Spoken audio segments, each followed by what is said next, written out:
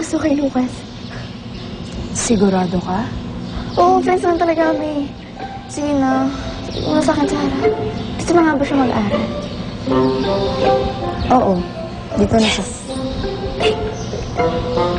Ate naman niya. Talaga? Tinatanong ko ni Cindy? Oo. Ang kulit nga eh. Magkaibigan ba talaga kayo nun? Nagkakilala kami kasi sa Zambales. So, same batch kayo. Sophomore din. Same school. Ayos. At least, hindi lang ikaw kilala ko dun. Andun si Sins. Oh my God, same school na kami ni Lucas! Hoy, bakit kaya reaction mo? Tayo magkasama naman tayo sa school pero parang wala lang sa'yo. Pero ngayon dahil alam mo kasama mo na si Lucas, grabe ka dyan ganyan, nasisigaw ka pa. Ito naman si Aws. Happy lang naman ako kasi kasama ko na ulit yung friend ko eh. Naalala ko na naman yung Sarah sa Tiangong yun. May intriga rin yun eh. Trigahin ba naman akong crush ko si Lucas? Baka naman crush mo talaga siya. Paano ba malalaman? Huwag ka lang masa dun. Bakit naman?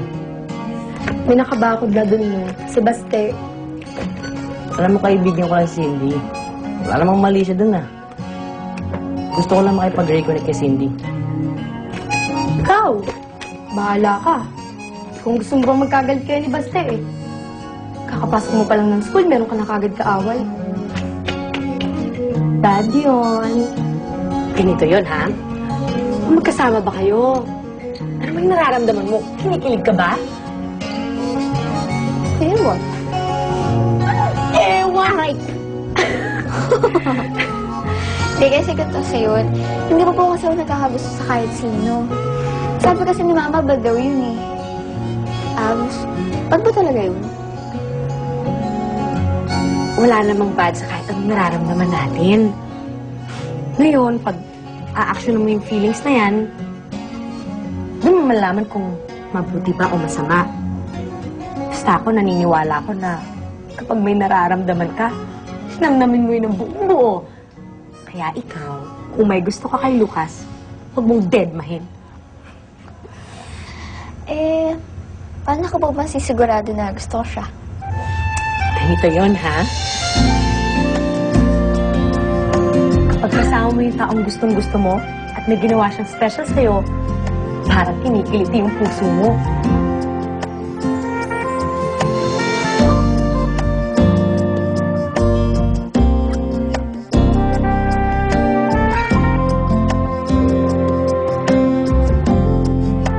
Pag nahawakan ka niya, parang nakukuryente. At kapag magkaharap kayo, nag-uumap ako sa kasiyahan. So, nangyari na ba yun sa'yo? Ewan. Ikaw naman, puro ka ewan ko, hindi ko alam. Malalaman mo na lang yung pag nangyari na. Kahit ilang beses ko namang i-describe sa'yo, i-explain, hindi mo rin maiintindihan. Ikaw lang makakaalam kung ano talaga nararamdaman mo. Sabi nga sa kanta, listen to your heart. Pakinggan mo lang yan, nalaman mo rin ang sagot. So, ano na, kwentuhan mo pa ako. Gusto ko yung mga ganyan.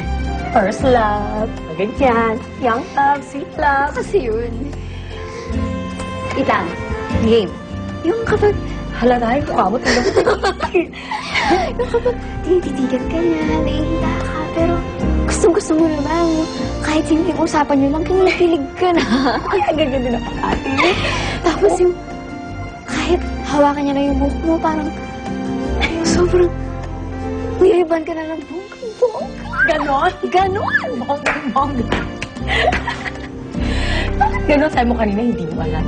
Pero ngayon, Kasi hindi ko alam kung tama yung nararamdaman ko. sa tingin ko, yun na yun. Ito na yun. Ayan na yun. Kailan ba Ka na, kanina ko yung pag-ganyan.